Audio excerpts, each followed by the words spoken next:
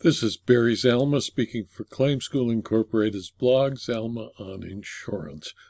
Today we're going to speak about why an insured is obligated to set the policy limits of a homeowner's policy and why a Nebraska valued policy statute failed the insureds because they thought someone else could set the policy limits for them. Mark and Michelle Callahan sued their insurer and its agent, seeking to recover damages after their home was destroyed in a fire. The district court granted summary judgment in favor of the insurer and its agents, and the Callahans appealed. In Mark and Michelle Callahan versus Jeb Brandt and Shelter Mutual, the Supreme Court of Nebraska on May 12, 2023, concluded that the valued policy statute established the value of the property at the time of the total loss. In 2011, the Callahans purchased a Shelter Mutual Insurance Company homeowners insurance policy through a licensed insurance producer, Jeb Brandt. Before the policy was issued, Brandt used a reconstruction cost calculator tool to estimate the cost of rebuilding the Callahans' home using information from the Callahans and the Clay County Assessor's website. Brandt prepared a report that estimated reconstruction cost at $250,481. In May of 2019, the parties agreed the Callahans' home was totally destroyed by an electrical fire. The Callahans submitted a claim on the policy with Brandt's assistance, and it's undisputed that Shelter subsequently paid the Callahans all amounts due and owing under the policy. The Callahans allege that when they subsequently obtained a quote for the cost of rebuilding their home, they learned, quote, the cost to rebuild was substantially higher than the amount of insurance coverage. The Callahans sued Shelter and Brandt. They alleged that Brandt negligently advised them on the estimated replacement value of their home and negligently misrepresented the adequacy of their policy limits in the event of a total loss. The declarations page of the policy states the Callahans' home was insured in the amount of $267,400, minor increases from each year the policy was renewed, and the policy contained a valued policy provision.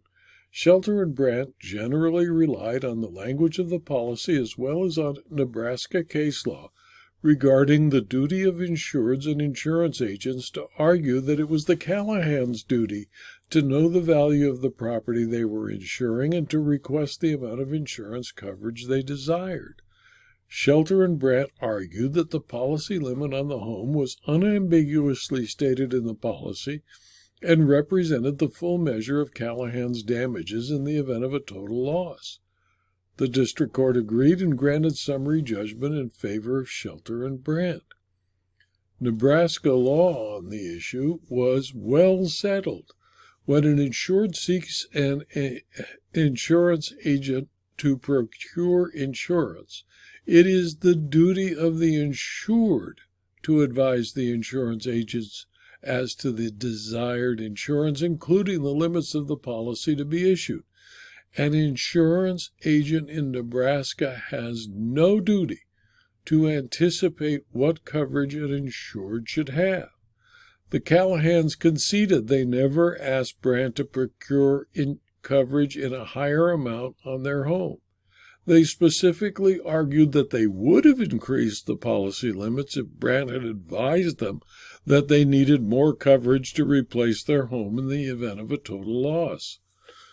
Nebraska's valued policy statute conclusively established the true value of the Callahans' loss in the event of the property being wholly destroyed, and it precludes them from offering evidence that the true value was something other than the amount for which the home was insured. Nebraska's valued policy statute is currently codified at Section 44-501.02. The valued policy statute conclusively according to the Supreme Court, fixes the true value of insured property at the valuation written in the policy. And when there is a total loss, that sum, and that sum alone, is the measure of recovery. The valued policy statute is required to be part of every fire policy issued in the state of Nebraska, and the statutory language was expressly incorporated into the shelter policy issued to the Callahans.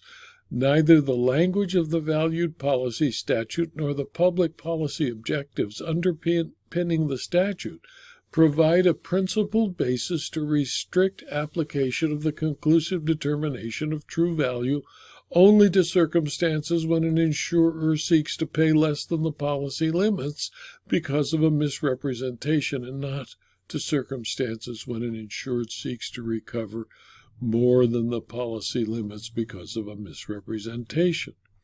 Under either scenario, after a total loss, the valued policy statute conclusively fixes the true value of the insured property at the amount stated in the policy.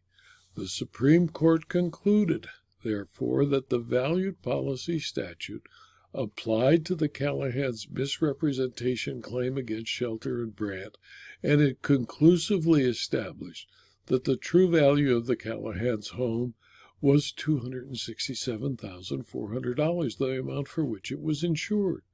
Moreover, it precludes the Callahans from offering evidence that the true value of their home was something other than the amount for which it was insured. And without such evidence, the Callahans cannot and did not prevail on their negligence or negligent misrepresentation claims. Nebraska's valued policy statute is a conclusive determination that the true value of the insured property is the amount written in the policy. The district court did not err in granting summary judgment in favor of Shelter and Brandt, and the judgment was affirmed. Now, 3 justices dissented, but their dissent was not a part of the law. They felt sorry for the Callahans, but being sorry cannot change the law.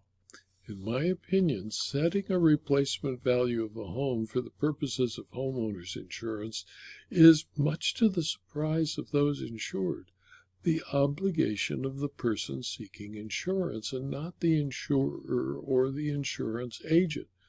The Nebraska Valued Property Statute was designed to protect insurers and agents and insureds against the type of claim brought by the Callahans.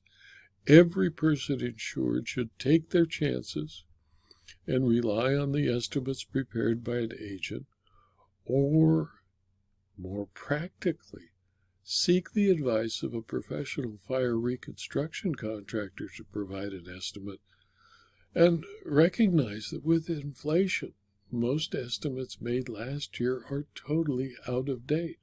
So when insuring your property, be careful. This video was adapted from my blog, Zalma on Insurance, which is available free to anyone who clicks on the URL zalma.com/blog. And you can also subscribe to the blog at that site, and you will receive notice of all blog postings, usually 5, sometimes 6 a week. And you can also subscribe to the videos at youtube.com or rumble.com, which are also free. And there's more than 4,500 videos on rumble.com that you can review. In addition, if you found the video or the blog to be useful, please like the blog, like the videos, and for rumble.com, click the thumbs up button. And please tell your friends and colleagues about the blog and the videos so that they too can subscribe. And if you further detail about insurance, insurance claims, and insurance law, you might wish to subscribe for a very small fee to my Locals community or my Substack publications. Thank you for your attention.